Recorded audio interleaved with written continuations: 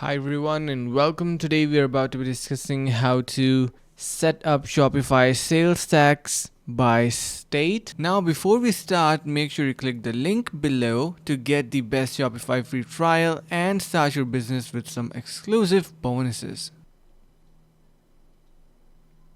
So first you need to head over to settings. There you can see we have under shipping and delivery, taxes and duties, and you can easily set it by your region, state. You can select that. You have your tax reports. You can also integrate different apps to get your tax done. So we have various integrations and applications as well. We have different duties and import taxes and all that stuff. So yeah, give it a try to that. I hope you're gonna get an idea. So yeah, that is pretty much it for this video, and hope this video was helpful. Finally, make sure to click the link in the description below to take advantage of our exclusive Shopify free trial to start your business right away.